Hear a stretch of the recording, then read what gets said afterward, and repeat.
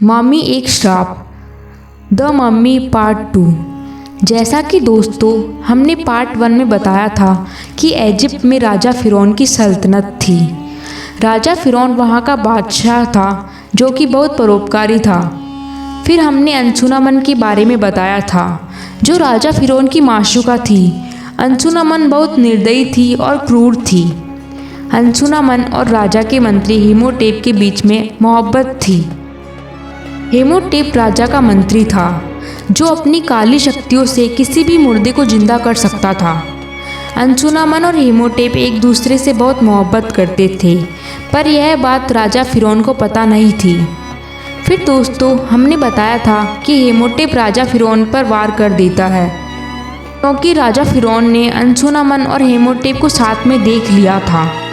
अंशुनमन भी राजा पर वार कर देती है और दोनों मिलकर राजा को ख़त्म कर देते हैं। रानी अंशुनमन भी खुद को ख़त्म कर देती है।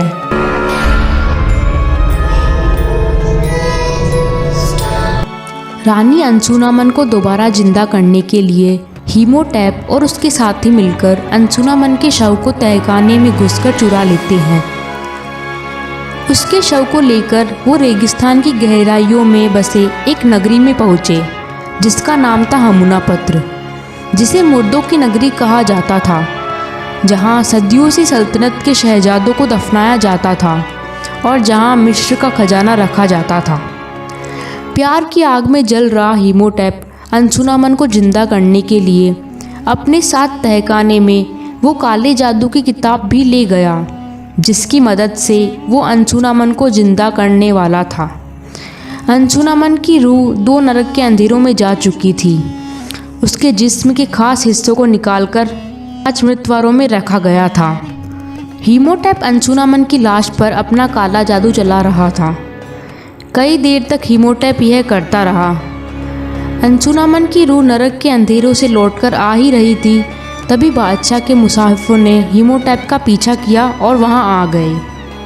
अंशुनमन को जिंदा होने से पहले ही बीच में रोक दिया गया। उसकी रूह वापस चली गई।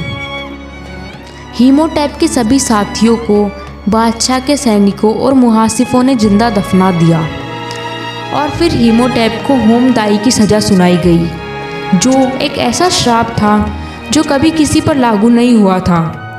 यह एक ऐसी खतरनाक सज़ा थी जो पहली बार किसी पर लागू हो रही थी।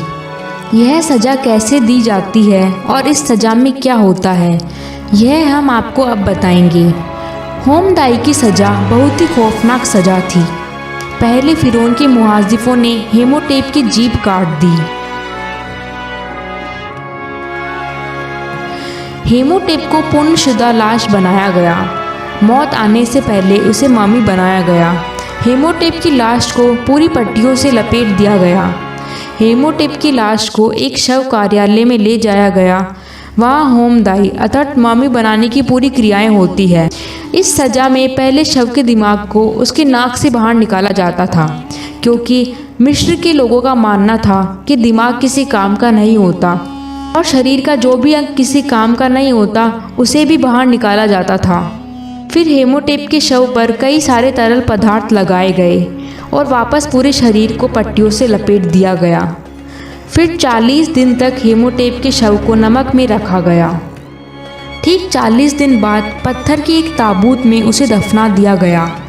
पत्थर की इस अनोखी ताबूत में उसे सदियों तक रहना था।